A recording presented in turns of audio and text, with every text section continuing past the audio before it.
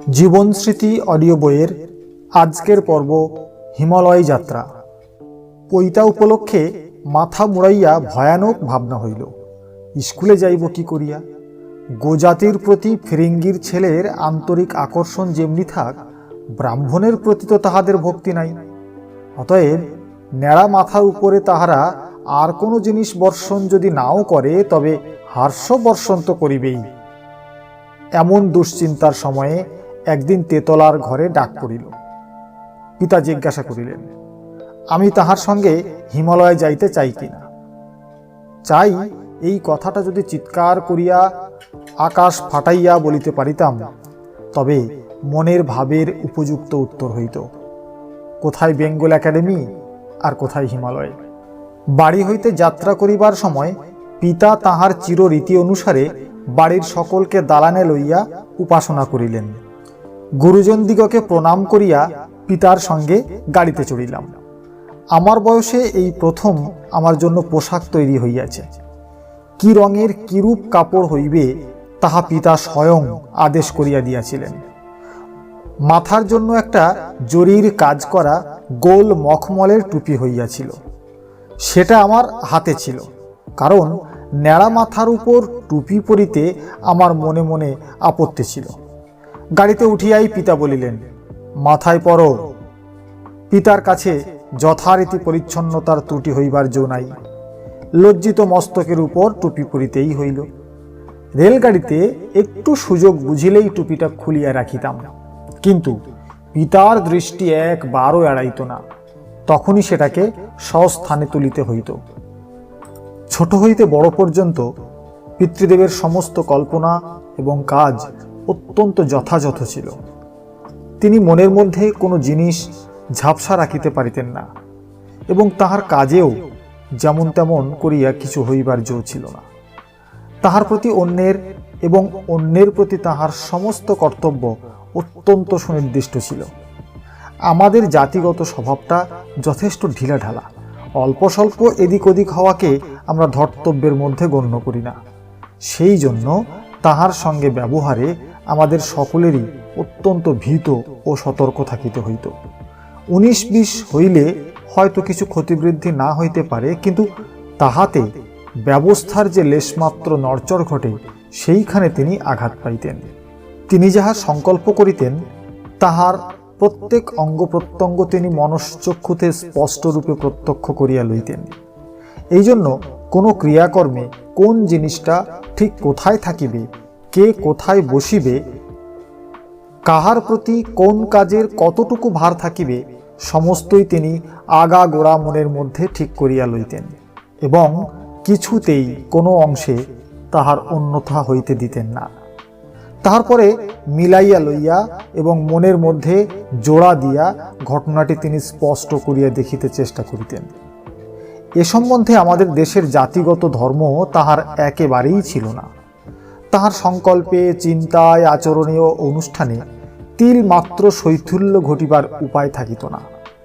এই জন্য হিমালয় যাত্রায় তাহার কাছে যতদিন ছিলাম, একদিকে আমার প্রচুর পরিমাণে স্বাধীনতা ছিল, অন্যদিকে সমস্ত আচরণ অলঙ্ঘ্যরূপে নির্দিষ্ট ছিল। যেখানে তিনি ছুটি দিতেন, সেখানে তিনি কোনো কারণে কোনো বাধাই দিতেন না। যেখানে তিনি নিয়ম বাঁধিতেন, সেখানে তিনি লেশ মাত্র ছিদ্র রাখিতেন না। যাত্রার আরম্ভে প্রথম কিছুদিন বোলপুরে থাকিবার কথা। কিছুকাল পূর্বে পিতামাতার সঙ্গে সত্য সেখানে গিয়াছিল। তাহার কাছে ভ্রমণ বৃত্তান্ত যাহা শুনিয়াছিলাম, 19বিংশ শতাব্দীর কোনো ভদ্রঘরের শিশু তাহা কখনোই বিশ্বাস করিতে পারিত না। কিন্তু আমাদের সেকালে সম্ভব অসম্ভবের মাঝখানে সীমারেখাটা যে কোথায়, তাহা ভালো করিয়া চিনিয়া রাখিয়া শিখি নাই। কৃত্তিবাস, কাশিরাম দাস এ সম্বন্ধে আমাদের কোনো সাহায্য করেন নাই। রং করা ছেলেদের বই এবং ছবি দেওয়া ছেলেদের কাগজ সত্য মিথ্যা সম্বন্ধে আমাদিগকে আগে ভাগে সাবধান করিয়া দেয় নাই। জগতে যে একটা কড়া নিয়মের উপসর্গ আছে, সেটা আমাদিগকে নিজে ঠেকিয়া শিখিতে হইয়াছে। সত্য বলিয়াছিল, বিশেষ দক্ষতা না থাকিলে রেলগাড়িতে চড়া এক ভয়ঙ্কর সংকট। পা ফসকাইয়া গেলেই আর রক্ষা নাই। তারপর গাড়ি যখন চলিতে আরম্ভ করে তখন শরীরের সমস্ত শক্তিকে আশ্রয় করিয়া খুব জোর করিয়া বসা চাই, নহিলে এমন ভয়ানক ধাক্কা দেয় যে মানুষ কে কোথায় ছিটকাইয়া পড়ে তাহার ঠিকানা পাওয়া যায় না। স্টেশনে পৌঁছিয়া মনের মধ্যে বেশ একটু ভয় ভয় করিতেছিল, কিন্তু গাড়িতে এত সহজেই উঠিলাম যে মনে সন্দেহ হইল এখনো হয়তো গাড়ি উঠার আসল অঙ্গটাই বাকি আছে। তাহার পরে যখন অত্যন্ত সহজে গাড়ি ছাড়িয়া দিল তখন কোথাও বিপদের একটুও আভাস না পাইয়া মনটা বিমর্ষ হইয়া গেল। গাড়ি ছুটিয়া চলিল। তরুশ্রেণীর সবুজ নীল পাড় দেওয়া বিস্তীর্ণ মাঠ এবং ছায়াচ্ছন্ন গ্রামগুলি রেলগাড়ির দুই ধারে দুই ছবির ঝর্ণার মতো বেগে ছুটিতে লাগিল, যেন মরীচিকার বন্যা বহিয়া চলিয়াছে। সন্ধ্যার সময় বোলপুরে পৌঁছিলাম। পালকিতে চড়িয়া চোখ বুজিলাম। একেবারে কাল সকালবেলায় বোলপুরে সমস্ত বিস্ময় আমার জাগ্রত চোখের সম্মুখে খুলিয়া যাইবে, এই আমার ইচ্ছা। সন্ধ্যার অস্পষ্টতার মধ্যে কিছু কিছু আভাস যদি পাই তবে কালকের অখণ্ড আনন্দের রসভঙ্গ হইবে। ভোরে উঠিয়া বুক দুরু দুরু করিতে করিতে বাহিরে আসিয়া দাঁড়াইলাম। আমার পূর্ববর্তী ভ্রমণকারী আমাকে বলিয়াছিল পৃথিবীর অন্যান্য স্থানের সঙ্গে বোলপুরের একটা বিষয়ে প্রভেদ ছিল যে কুঠিবাড়ি হইতে রান্নাঘরে যাইবার পথে যদিও কোনো প্রকার আবরণ নাই, তবু গায়ে রৌদ্রবৃষ্টি কিছুই লাগে না। এই অদ্ভুত রাস্তাটা খুঁজিতে বাহির হইলাম। পাঠকেরা শুনিয়া আশ্চর্য হইবেন না যে আজ পর্যন্ত তাহা খুঁজিয়া পাই নাই।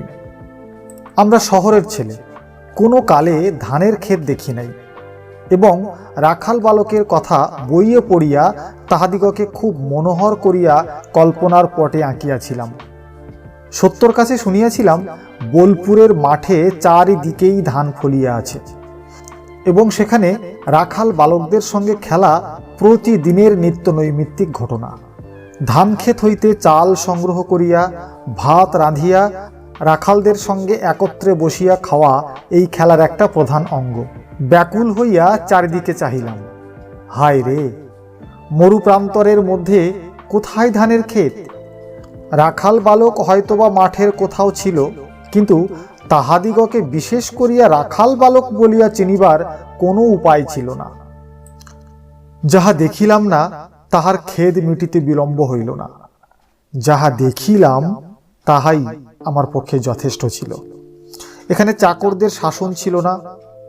প্রান্তরলক্ষ্মী দিক চক্রবালে একটি মাত্র নীল রেখার গণ্ডি আঁকিয়া রাখিয়াছিলেন, তাহাতে আমার অবাধ সঞ্চরণের কোনো ব্যাঘাত করিত না। যদিচ আমি নিতান্ত ছোট ছিলাম, কিন্তু পিতা কখনো আমাকে যথেচ্ছ বিহারে নিষেধ করিতেন না। বোলপুরের মাঠের মধ্যে স্থানে স্থানে বর্ষার জলধারায় বালিমাটি ক্ষয় করিয়া প্রান্তর তল হইতে নিম্নে লাল কাঁকর ও নানা প্রকার পাথরে খচিত ছোট ছোট শৈলমালা গুহাগহর নদী উপনদী রচনা করিয়া বালখিল্যদের দেশের ভূবৃত্তান্ত প্রকাশ করিয়াছে। এখানে এই ঢিবিওয়ালা খাদগুলিকে খোয়াই বলে। এখান হইতে জামার আঁচলে নানা প্রকারের পাথর সংগ্রহ করিয়া পিতার কাছে উপস্থিত করিতাম। তিনি আমার এই অধ্যবসায়কে তুচ্ছ বলিয়া একদিনও উপেক্ষা করেন নাই। তিনি উৎসাহ প্রকাশ করিয়া বলিতেন, কি চমৎকার, এ সমস্ত তুমি কোথায় পাইলে? আমি বলিতাম, এমন আরো কত আছে, কত হাজার হাজার, আমি রোজ আনিয়া দিতে পারি। তিনি বলিতেন, সে হইলে তো বেশ হয়, ওই পাথর দিয়া আমার এই পাহাড়টা তুমি সাজাইয়া দাও। একটা পুকুর খুঁড়িবার চেষ্টা করিয়া অত্যন্ত কঠিন মাটি বলিয়া ছাড়িয়া দেয়া হয়। সেই অসমাপ্ত গর্তের মাটি তুলিয়া দক্ষিণ ধারে পাহাড়ের অনুকরণে একটি উচ্চ স্তূপ তৈরি হইয়াছিল। সেখানে প্রভাতে আমার পিতা চৌকি লইয়া উপাসনায় বসিতেন। তাহার সম্মুখে পূর্ব দিকের প্রান্তর সীমায় সূর্যোদয় হইত। এই পাহাড়টাই পাথর দিয়া খচিত করিবার জন্য তিনি আমাকে উৎসাহ দিলেন। বোলপুর ছাড়িয়া আসিবার সময় এই রাশিকৃত পাথরের সঞ্চয় সঙ্গে করিয়া আনিতে পারি নাই বলিয়া মনে বড়ই দুঃখ অনুভব করিয়াছিলাম। বোঝা মাত্রেরই যে বহনের দায় ও মাসুল আছে সে কথা তখন বুঝিতাম না। এবং সঞ্চয় করিয়াছি বলিয়াই যে তাহার সঙ্গে সম্বন্ধ রক্ষা করিতে পারিব এমন কোনো দাবি নাই। সে কথা আজও বুঝিতে ঠেকে। আমার সেদিনকার একান্ত মনের প্রার্থনায় বিধাতা যদি বর দিতেন যে এই পাথরের বোঝা তুমি চিরদিন বহন করিবে, তাহা হইলে এ কথাটা লইয়া আজ এমন করিয়া হাসিতে পারিতাম না। ক্ষয়ের মধ্যে এক জায়গায় মাটি চুঁইয়া একটা গভীর গর্তের মধ্যে জল জমা হইত। এই জলসঞ্চয় আপন বেষ্টন ছাপাইয়া ঝিরঝির করিয়া বালির মধ্য দিয়া প্রবাহিত হইত। অতি ছোট ছোট মাছ সেই জলকুণ্ডের মুখের কাছে স্রোতের উজানে সন্তরণের স্পর্ধা প্রকাশ করিত।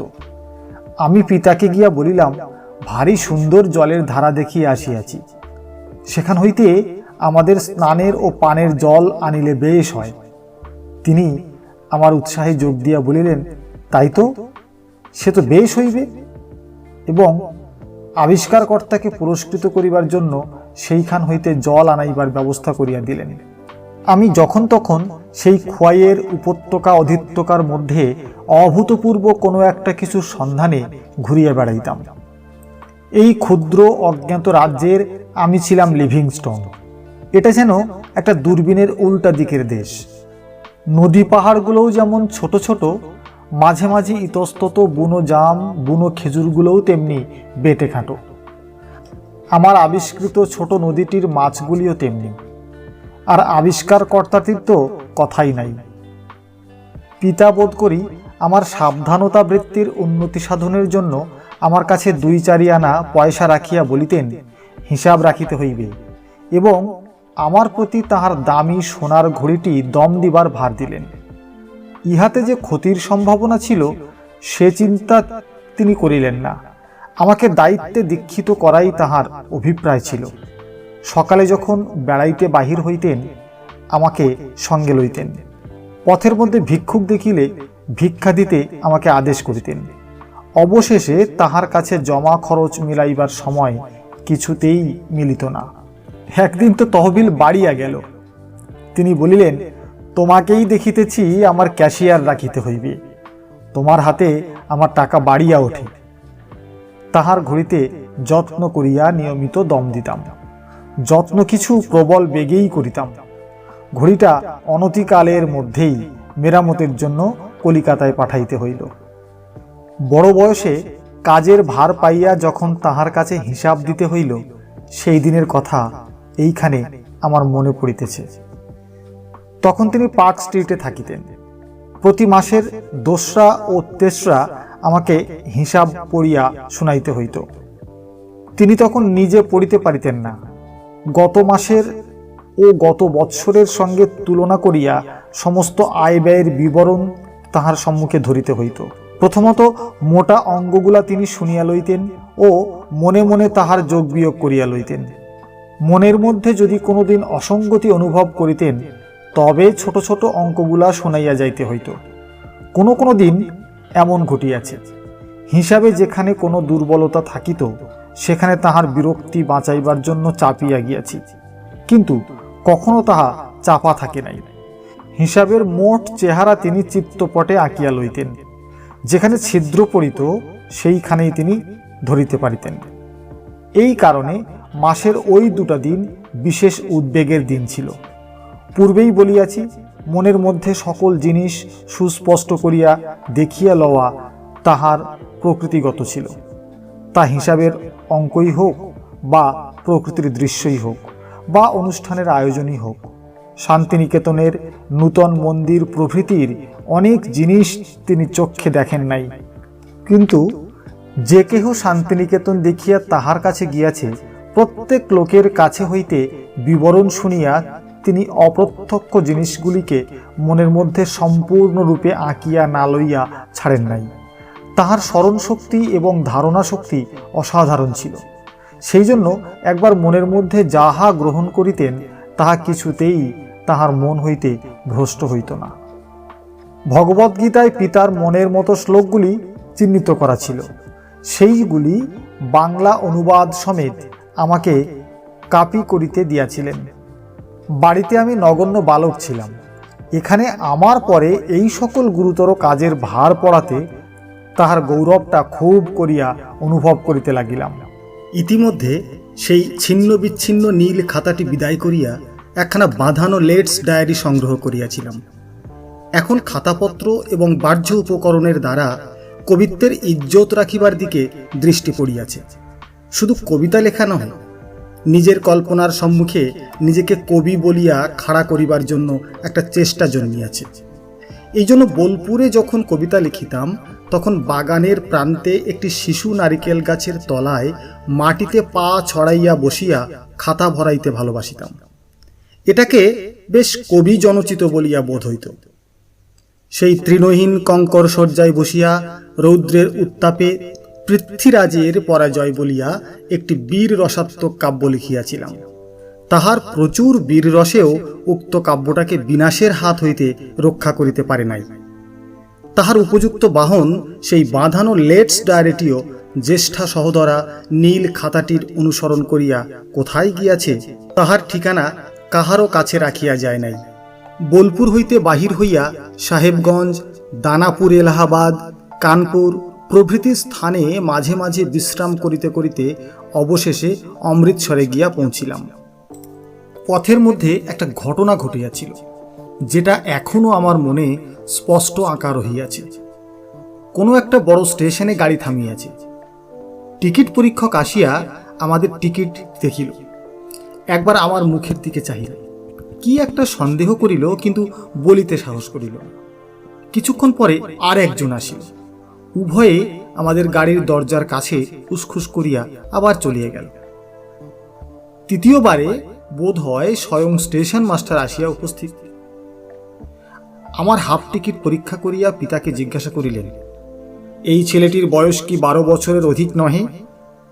পিতা বলিলেন, না। তখন আমার বয়স 11। বয়সের চেয়ে নিশ্চয়ই আমার বৃদ্ধি কিছু বেশি হইয়াছিল। স্টেশন মাস্টার কহিল, ইহার জন্য পুরো ভাড়া দিতে হইবে। আমার পিতার 2 চক্ষু জ্বলিয়া উঠিল। তিনি বাক্স হইতে তখনই নোট বাহির করিয়া দিলেন। ভাড়ার টাকা বাদ দিয়া অবশিষ্ট টাকা যখন তাহারা ফিরাইয়া দিতে আসিল, তিনি সে টাকা লইয়া ছুঁড়িয়া ফেলিয়া দিলেন। তাহা প্ল্যাটফর্মের পাথরের মেজের উপর ছড়াইয়া পড়িয়া ঝনঝন করিয়া বাজিয়া উঠিল। স্টেশন মাস্টার অত্যন্ত সংকুচিত হইয়া চলিয়া গেল। টাকা বাঁচাইবার জন্য পিতা যে মিথ্যা কথা বলিবেন, এই সন্দেহের ক্ষুদ্রতা তাহার মাথা হেঁট করিয়া দিল। অমৃতসরে গুরুদরবার আমার স্বপ্নের মতো মনে পড়ে। একদিন সকালবেলায় পিতৃদেবের সঙ্গে পদব্রজে সেই সরোবরের মাঝখানে শিখ মন্দিরে গিয়াছি। সেখানে নিয়তই ভজনা চলিতেছে। আমার পিতা সেই শিখ উপাসকদের মাঝখানে বসিয়া সহসা একসময় সুর করিয়া তাহাদের ভজনায় যোগ দিতেন। বিদেশীর মুখে তাহাদের এই বন্দনা গান শুনিয়া তাহারা অত্যন্ত উৎসাহিত হইয়া উঠিয়া তাহাকে সমাদর করিত। ফিরিবার সময় মিষ্টির খণ্ড ও হালুয়া লইয়া আসিতেন। একবার পিতা গুরুদরবারের একজন গায়ককে বাসায় আনাইয়া তাহার কাছ হইতে ভজনা গান শুনিয়াছিলেন। বোধ করি তাহাকে যে পুরস্কার দেওয়া হইয়াছিল তাহার চেয়ে কম দিলেও সে খুশি হইত। ইহার ফল হইল এই, আমাদের বাসায় গান শুনাইবার উমেদারের আমদানি এত বেশি হইতে লাগিল যে তাহাদের পথরোধের জন্য শক্ত বন্দোবস্তের প্রয়োজন হইল। বাড়িতে সুবিধা না পাইয়া তাহারা সরকারি রাস্তায় আসিয়া আক্রমণ আরম্ভ করিল। প্রতিদিন সকালবেলায় পিতা আমাকে সঙ্গে করিয়া বেড়াইতে বাহির হইতেন। এই সময়ে ক্ষণে ক্ষণে হঠাৎ সম্মুখে তানপুরা ঘাড়ে গায়কের আবির্ভাব হইত। যে পাখির কাছে শিকারী অপরিচিত নহে, সে যেমন কাহারও ঘাড়ের উপরে বন্দুকের চোং দেখিলেই চমকিয়া ওঠে, রাস্তার সুদূর কোণে একটা কোনো তানপুরা যন্ত্রের ডগাতা দেখিলেই আমাদের সেই দশা হইত। কিন্তু শিকার এমনি শেয়ানা হইয়া উঠিয়াছিল যে তাহাদের তানপুরার আওয়াজ নিতান্ত ফাঁকা আওয়াজের কাজ করিত। তাহা আমাদিগকে দূরে ভাগাইয়া দিত, পাড়িয়া ফেলিতে পারিত না।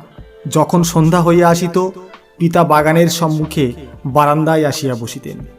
তখন তাহাকে ব্রহ্মসঙ্গীত শুনাইবার জন্য আমার ডাক পড়িত। চাঁদ উঠিয়াছে, গাছের ছায়ার ভিতর দিয়া জ্যোৎস্নার আলো বারান্দার উপর আসিয়া পড়িয়াছে।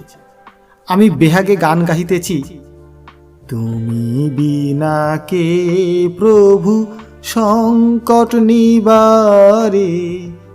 তুমি বিনা কে প্রভু সংকট নিবারে, তুমি বিনা কে প্রভু সংকট নিবারে।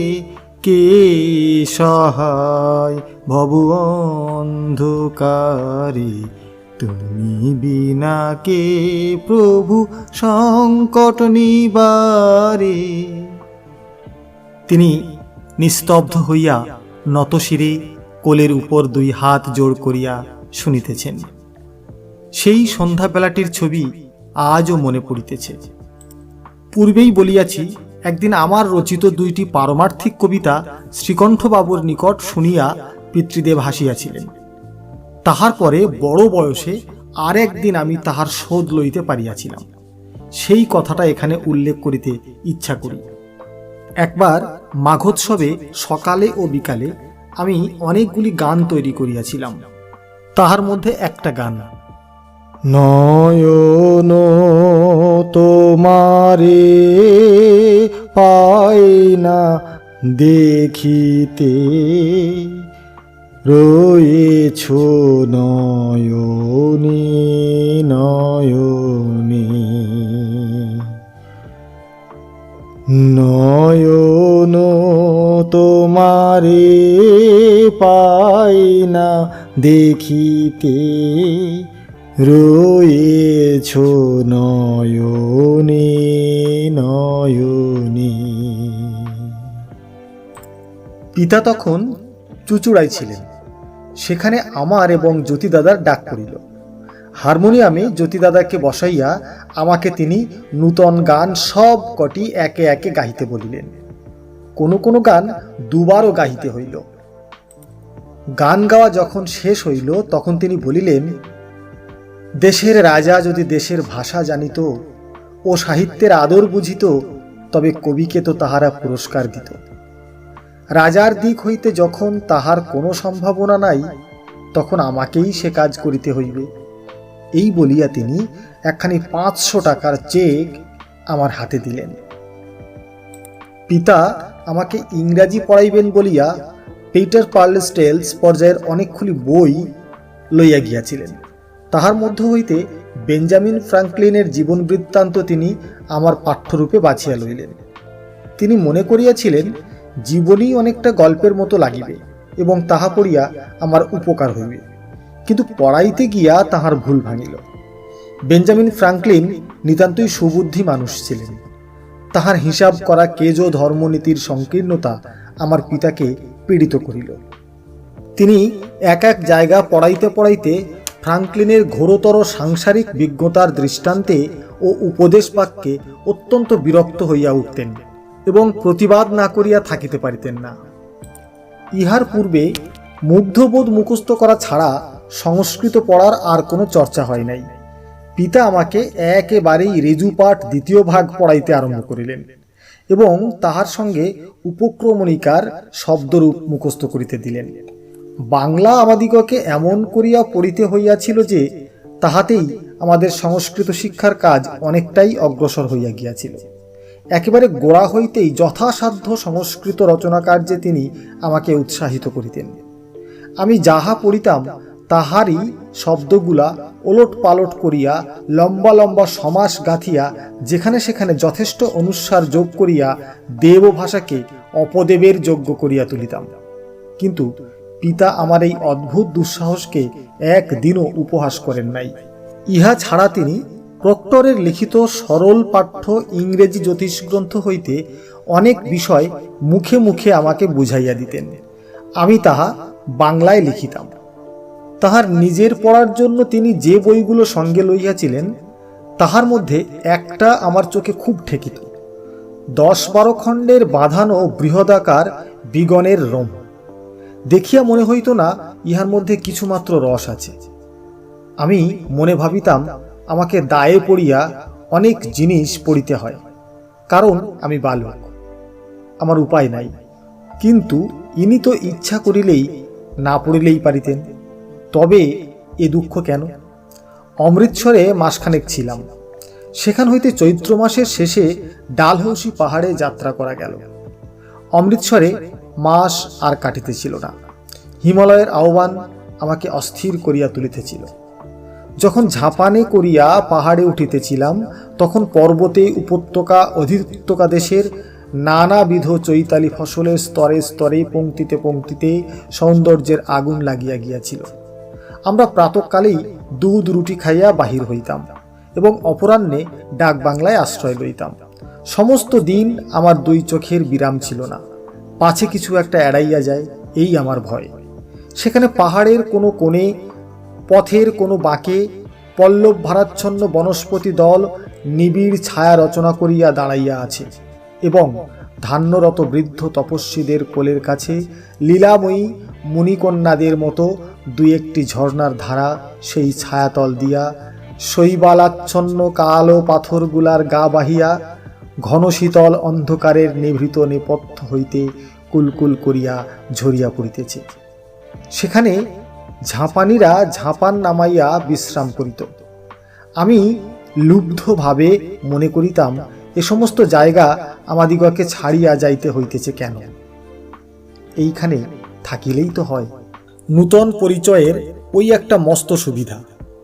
মন তখনও জানিতে পারে না যে এমন আরও অনেক আছে। তাহা জানিতে পারিলেই হিসাবী মন মনোযোগের খরচটা বাঁচাইতে চেষ্টা করে। যখন প্রত্যেক জিনিসটাকেই একান্ত দুর্লভ বলিয়া মনে করে, তখনই মন আপনার কৃপণতা ঘুচাইয়া পূর্ণ মূল্য দেয়। তাই আমি একদিন কলিকাতার রাস্তা দিয়া যাইতে যাইতে নিজেকে বিদেশি বলিয়া কল্পনা করি। তখন বুঝিতে পারি দেখিবার জিনিস ঢের আছে, কেবল মন দিবার মূল্য দিই না বলিয়াই দেখিতে পাই না। এই কারণেই দেখিবার ক্ষুধা মিটাইবার জন্য লোকে বিদেশে যায়। আমার কাছে পিতা তাহার ছোট্ট ক্যাশ বাক্সটি রাখিবার ভার দিয়াছিলেন। এ সম্বন্ধে আমিই যোগ্যতম ব্যক্তি সে কথা মনে করিবার হেতু ছিল না। পথ খরচের জন্য তাহাতে অনেক টাকাই থাকিত। কিশোরী চাতুর্যের হাতে দিলে তিনি নিশ্চিন্ত থাকিতে পারিতেন, কিন্তু আমার উপর বিশেষ ভার দেওয়াই তাহার উদ্দেশ্য ছিল। ডাকবাংলায় পৌঁছিয়া একদিন বাক্সটি তাহার হাতে না দিয়া ঘরের টেবিলের উপর রাখিয়া দিয়াছিলাম। ইহাতে তিনি আমাকে ভৎসনা করিয়াছিলেন। ডাকবাংলায় পৌঁছিলে পিতৃদেব বাংলার বাহিরে চৌকি লইয়া বসিতেন। সন্ধ্যা হইয়া আসিলে পর্বতের স্বচ্ছ আকাশে তারাগুলি আশ্চর্য সুস্পষ্ট হইয়া উঠিত এবং পিতা আমাকে গ্রহ তারকা চিনাইয়া দিয়া জ্যোতিষ্ক সম্বন্ধে আলোচনা করিতেন। বক্রটায় আমাদের বাসা একটি পাহাড়ের সর্বোচ্চ চূড়ায় ছিল। যদিও তখন বৈশাখ মাস, কিন্তু শীত অত্যন্ত প্রবল। এমনকি পথের যে অংশে রৌদ্র পড়িত না, সেখানে তখনও বরফ গলে নাই। এখানেও কোনো বিপদ আশঙ্কা করিয়া আপন ইচ্ছায় পাহাড়ে ভ্রমণ করিতে পিতা একদিনও আমাকে বাধা দেন নাই। আমাদের বাসার নিকটবর্তী এক অধিত্যকায় বিস্তীর্ণ কেলুবন ছিল। সেই বনে আমি একলা আমার লৌহ ফলক বিশিষ্ট লাঠি লইয়া প্রায় বেড়াইতে যাইতাম। বনস্পতিগুলা প্রকাণ্ড দৈত্যের মতো মস্ত মস্ত ছায়া লইয়া দাঁড়াইয়া আছে। তাহাদের কত শত বৎসরের বিপুল প্রাণ, কিন্তু এই সেদিনকার অতি ক্ষুদ্র একটি মানুষের শিশু অসংকোচে তাহাদের গা ঘেঁষিয়া ঘুরিয়া বেড়াইতেছে। তাহারা একটি কথাও বলিতে পারে না। বনের ছায়ার মধ্যে প্রবেশ করিবা মাত্রই যেন তাহার একটা বিশেষ স্পর্শ পাইতাম, যেন সরীসৃপের গাত্রের মতো একটি ঘন শীতলতা এবং বনতলের শুষ্ক পত্ররাশির উপরে ছায়া আলোকের পর্যায়ে যেন প্রকাণ্ড একটা আদিম সরীসৃপের গাত্রের বিচিত্র রেখা বলি। আমার শোবার ঘর ছিল একটা প্রান্তের ঘর। রাত্রে বিছানায় শুইয়া কাচের জানলার ভিতর দিয়া নক্ষত্রালোকের অস্পষ্টতায় পর্বত চূড়ার পাণ্ডুবর্ণ তুষার দীপ্তি দেখিতে পাইলাম। একদিন জানি না কত রাত্রে দেখিতাম পিতা গায়ে একখানি লাল শাল পরিয়া হাতে একটা মোমবাতির সেজ লইয়া নিঃশব্দ সঞ্চরণে চলিয়াছেন। কাচের আবরণে ঘেরা বাহিরের বারান্দায় বসিয়া উপাসনা করিতে যাইতেন। তাহার পর আর এক ঘুমের পরে হঠাৎ দেখিতাম পিতা আমাকে ঠেলিয়া জাগাইয়া দিতেছেন। তখন রাত্রি অন্ধকার সম্পূর্ণ দূর হয় নাই। উপক্রমণিকা হইতে নরহ নরৌ নরাহ মুখস্থ করিবার জন্য আমার সেই সময় নির্দিষ্ট ছিল। শীতের কম্বল রাশির তপ্ত বেষ্টন হইতে বড় দুঃখের এই উদ্বোধন। সূর্যোদয়কালে যখন পিতৃদেব তাহার প্রভাতের উপাসনা অন্তে এক বাটি দুধ খাওয়া শেষ করিতেন, তখন আমাকে পাশে লইয়া দাঁড়াইয়া উপনিষদের মন্ত্রপাঠ দ্বারা আর একবার উপাসনা করিতেন। তাহার পরে আমাকে লইয়া বেড়াইতে বাহির হইতেন। তাহার সঙ্গে বেড়াইতে আমি পারিব কেন? অনেক বয়স্ক লোকেরও সে সাধ্য ছিল না। আমি পথিমধ্যে কোনো একটা জায়গায় ভঙ্গ দিয়া পায়ে চলা পথ বাহিয়া উঠিয়া আমাদের বাড়িতে গিয়া উপস্থিত হইতাম। পিতা ফিরিয়া আসিলে ঘণ্টাখানেকের ইংরেজি পড়া চলিত। তাহার পর 10টার সময় বরফ গলা ঠান্ডা জলে স্নান, ইহা হইতে কোনো মতেই অব্যাহত ছিল না। তাহার আদেশের বিরুদ্ধে ঘড়ায় গরম জল মিশাইতে ভৃত্যেরা কেহ সাহস করিত না। যৌবনকালে তিনি নিজে কিরূপ দুঃসহ শীতল জলে স্নান করিয়াছেন, আমাকে উৎসাহ দিবার জন্য সেই গল্প করিতেন। দুধ খাওয়া আমার আর একটা তপস্যা ছিল। আমার পিতা প্রচুর পরিমাণে দুধ খাইতেন। আমি ওই পৈতৃক দুগ্ধপান শক্তির অধিকারী হইতে পারিতাম কিনা নিশ্চয়ই বলা যায় না, কিন্তু পূর্বেই জানিয়াছি কি কারণে আমার পানাহারের অভ্যাস সম্পূর্ণ উল্টো দিকে চলিয়াছে। তাহার সঙ্গে বরাবর আমাকে দুধ খাইতে হইত। ভৃত্যদের শরণাপন্ন হইলাম। তাহারা আমার প্রতি দয়া করিয়া বা নিজের প্রতি মমতাবশত বাটিতে দুধের অপেক্ষা ফেনার পরিমাণ বেশি করিয়া দিত। মধ্যাহ্নে আহারের পর পিতা আমাকে আর একবার পড়াইতে বসিতেন, কিন্তু সে আমার পক্ষে অসাধ্য হইত। প্রত্যুষের নষ্ট ঘুম তাহার অকাল ব্যাঘাতের শোধ লইত। আমি ঘুমে বারবার ঢুলিয়া পড়িতাম। আমার অবস্থা বুঝিয়া পিতা ছুটি দিবা মাত্র ঘুম কোথায় ছুটিয়া যাইত। তাহার পরে দেবতাত্মা নগাধিরাজের পালা। একদিন দুপুরবেলায় লাঠি হাতে একলা এক পাহাড় হইতে আরেক পাহাড়ে চলিয়া যাইতাম। পিতা তাহাতে কখনো উদ্বেগ প্রকাশ করিতেন না। তাহার জীবনের শেষ পর্যন্ত ইহা দেখিয়াছি। তিনি কোনো মতেই আমাদের স্বাতন্ত্র্যে বাধা দিতে চাহিতেন না। তাহার রুচি ও মতের বিরুদ্ধে কাজ অনেক করিয়াছি। তিনি ইচ্ছা করিলেই শাসন করিয়া তাহা নিবারণ করিতে পারিতেন, কিন্তু কখনো তাহা করেন নাই। যাহা কর্তব্য তাহা আমরা অন্তরের সঙ্গে করিব, এজন্য তিনি অপেক্ষা করিতেন। সত্যকে এবং শোভনকে আমরা বাহিরের দিক হইতে বলবো, ইহাতে তাহার মন তৃপ্তি পাইত না। তিনি জানিতেন সত্যকে ভালোবাসিতে না পারিলে সত্যকে গ্রহণ করাই হয় না। তিনি ইহাও জানিতেন যে সত্য হইতে দূরে গেলেও একদিন সত্যে ফেরা যায়, কিন্তু কৃত্রিম শাসনে সত্যকে অগত্যা অথবা অন্ধভাবে মানিয়া লইলে সত্যের মধ্যে ফিরিবার পথ রুদ্ধ করা হয়। আমার যৌবনারম্ভে এক সময়ে আমার খেয়াল গিয়াছিল, আমি গরুর গাড়িতে করিয়া গ্র্যান্ড ট্রাঙ্ক রোড ধরিয়া পেশোয়ার পর্যন্ত যাইব।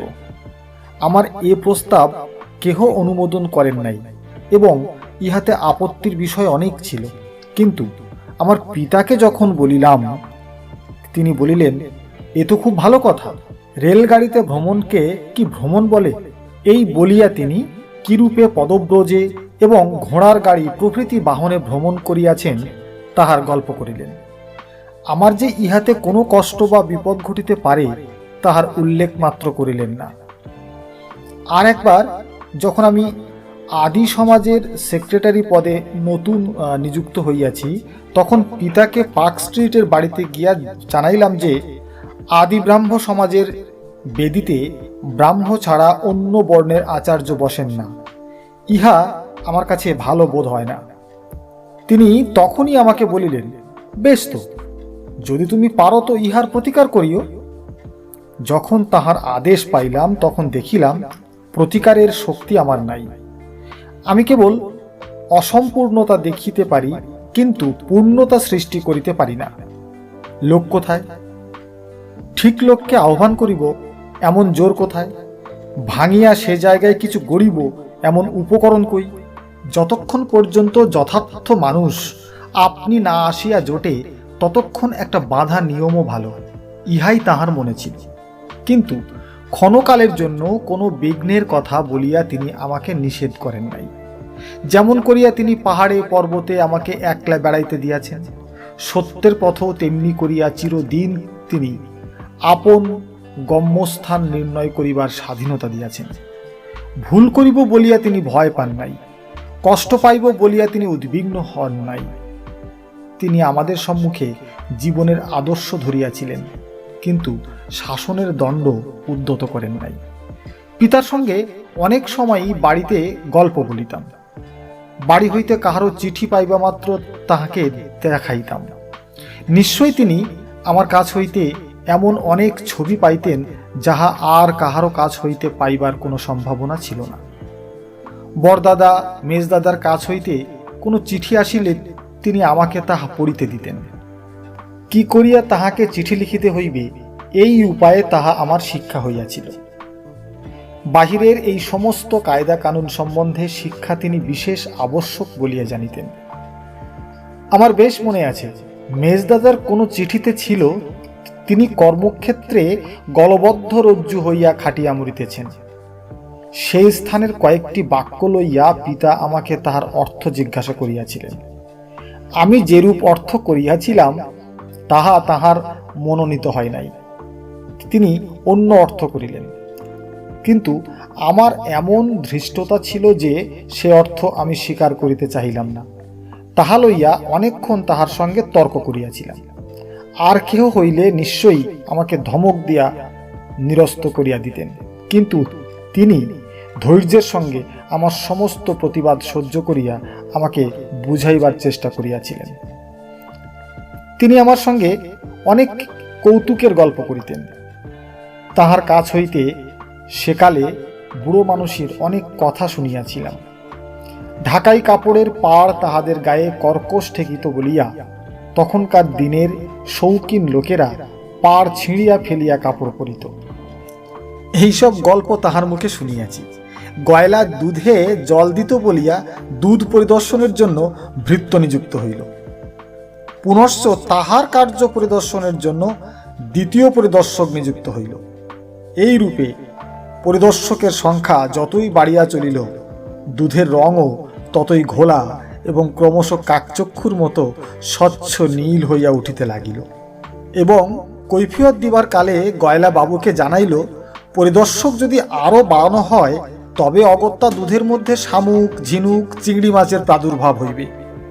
এই গল্প তাহার মুখে প্রথম শুনিয়া খুব আমোদ পাইয়াছি। এমন করিয়া কয়েক মাস কাটিলে পর পিতৃদেব তাহার অনুচর কিশোরী চাতুর্যের সঙ্গে আমাকে কলিকাতায় পাঠাইয়া দিলেন।